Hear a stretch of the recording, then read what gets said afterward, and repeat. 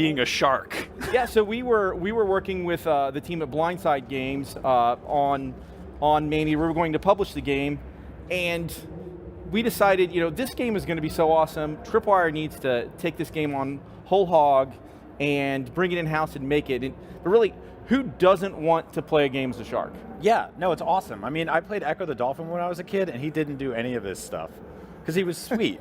He was a dolphin. He's not a vicious beast underneath the sea. I have some technical questions about how the animal interacts with the world here, such as, I saw for a second he was on a dock there. How long can you stay on the land? So there is a very limited time that you can be out of the water, like you can breach out onto a beach, onto a dock, onto a boat, but through maybe some evolutionary choices you make, you can extend that time. Oh, okay. Second question, I see some buildings in the background. If you create enough evolutionary choices, will you be able to enter them? No, you will not be able to reach Don't the get buildings. a day job in an office in this game. You don't, get out of the sea at the end of the day, get in your car, drive back home. Look, I have to do my part in journalism and ask these questions. This is part of it. Can the shark go in the buildings? That's a great question. Yeah, that is a Awesome job. No, now you're calling this a shark PG, and you're talking about like evolutionary traits. Let's talk a little bit about sort of the skill trees, and like, I'm guessing you have to like level the shark up so that he can do like a roundhouse kick on the sea turtles. Is that correct? Something? Yeah, like that? absolutely. So like what you just saw was for the first time ever, you saw the baby shark. We've never shown that before. And in most RPGs, you're leveling up your character. There's a number that's getting bigger. In MANEATER, when you level up your shark gets bigger. And then you can do some really cool things like... So as you go through the game, you'll be eating things and you'll be finding some parts to an evolution, so to speak. And some of those you'll just find naturally along the way as you progress through the story. Others are more optional, which you'll see like later in this demo, you fight some bounty hunters who come out and try and take you away because you've been terrorizing the local populations. If you fight As those, they do. Yeah. If you decide to take on those bounty hunters instead of running away, you'll get some special evolutionary choices that you wouldn't otherwise get. You can then go back to an area we call the grotto and decide what you want to do, how you want to sort of spec out your shark. Yeah. Let's talk a little bit about the sort of the world we're in here. This is clearly a very polluted ocean.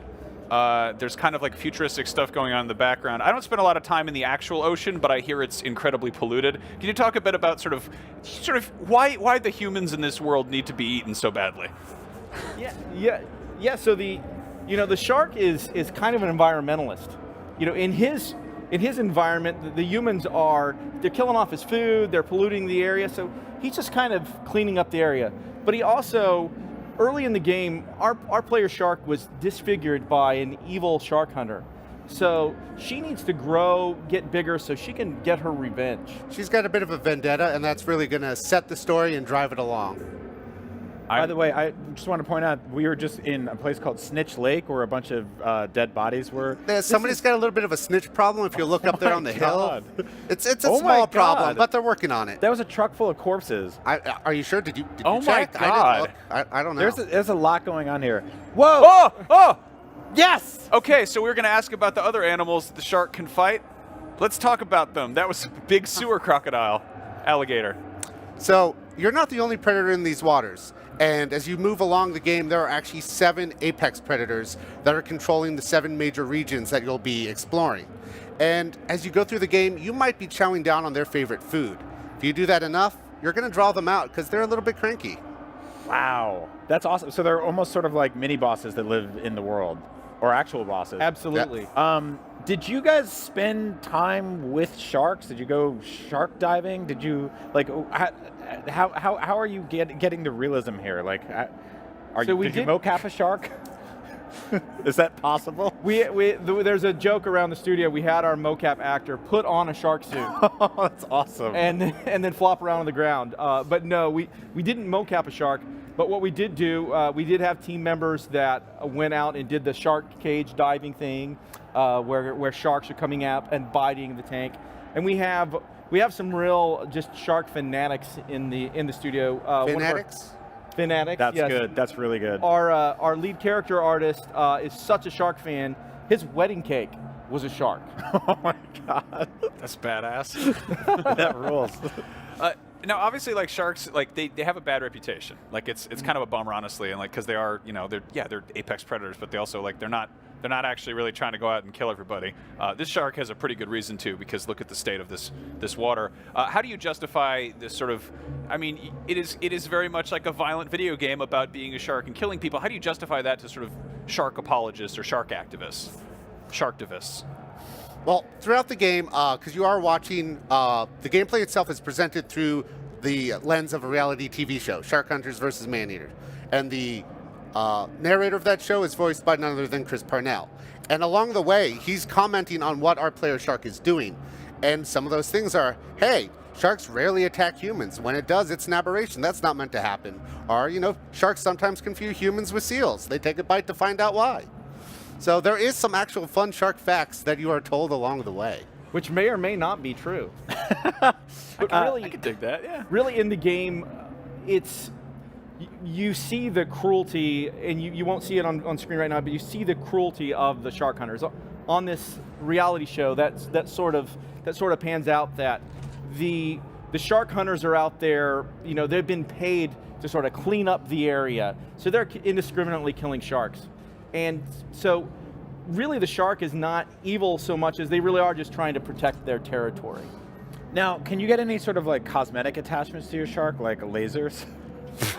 There are no laser attachments to your shark, but one of the things we're working on as part of our evolution system is what we're calling skin sets. Or evolution sets. Evolution sets. And the shark can sort of spec out in ways beyond what nature has intended. And the three we've been focusing on are what we're calling the bone set, our electro set, and our stealth set. And that will change fundamentally the way our shark looks away from a natural shark and give them some powers and bonuses that are a little bit more special. I love that because it sounds like 90s Batman action figures.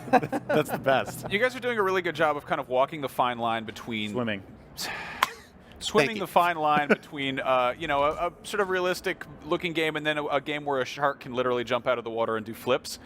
How do you sort of find that balance between making something that is like, kind of grounded and realistic, but also kind of insane as hell? Well, it is a shark, but it's a shark plus, right? And there's a lot of extra things that the shark can do because, just swimming around and eating people is very fun, but we wanted to take it to another level. And I think that's been a key in a lot of our games where they've been very grounded in reality from the get-go with like Red Orchestra. But once we got to Killing Floor, we're like, what happens when we add in a bit more? What if we take it to the next level? Keep it grounded, but what's next? How do we fantasticize it, if you will? And I think our player shark here, we've done that to a great degree through a lot of iteration, and we're continuing to do that in the studio every day. Now this seems like a very big open world. How does the world connect? Like how big is it? How long does it take to swim across it? I don't know if anybody outside of a couple of the QA have actually timed out how long it takes them to get around, though they are talking about doing some races to see who can do it the fastest. Oh, that's awesome. What, 7 regions? 7 major regions that represent 7 very distinct areas. The color of the water is different. The quality of the water is different. The wildlife you'll see is different. And as you go through the regions, you'll notice the tonal change, both in the wildlife and the colors, and there is quite a lot to explore there. And there's, there is open ocean, there are swamps, there's this polluted area. There's fine resorts with sandy beaches and wonderful tasty meat sacks laying there to be eaten.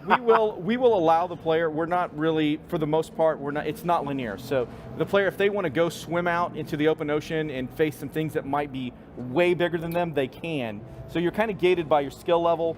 If you can wait until you evolve to go out and take on those challenges, but you can go pretty much anywhere. Wow! So you can in the water. You can go challenge something that's way too big for you, and it'll kill you. Yes. Or if you're very, very swallow skilled. You whole. So like shark souls.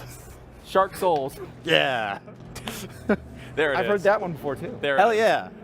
Now, are there different areas, or is it sort of clearly labeled that some are like, this is the scary nightmare area where you're going to get your ass kicked if you're low level, or is it kind of like you got to figure that out for yourself? A little bit figure it out for yourself. Like if you follow the story, it will take you along a natural progression path. But at any time, you can choose to break out of either some soft barricades or no barricades at all and just take your own path through the water and find out what's out there. And as John mentioned, there's a whole deep ocean that's full of secrets and wonderful things to explore. You can decide to take that on at the beginning of the game, or you could save all those secrets till the end. Working on this game, are you guys more afraid of sharks now or less afraid of sharks? Probably less afraid. I feel like that's a bad attitude to have. No one should ever be less afraid of sharks. See, for me, because I pay attention to shark attacks more now, since we're making a shark game, I get a little more afraid because when I start to see, oh wow, there really are shark attacks happening on the Gulf Coast. Because you probably love your arms. But more people died in cows and my every year. fingers. Yeah. Well, I mean, the cool way to avoid the shark is just to not go in the ocean where he's, just Or on the boat or the yeah, beach or just really stay anywhere. like a good distance away and hope he's not really high level so he can like flip out and get you. When can people get their fins on MANEATER? Thank you. When can people? They'll be able to sink their teeth into MANEATER That's before E3 next year. Ooh, that's so good. Wonderful. Well, thank you so much for coming by. I'm dying to check it out.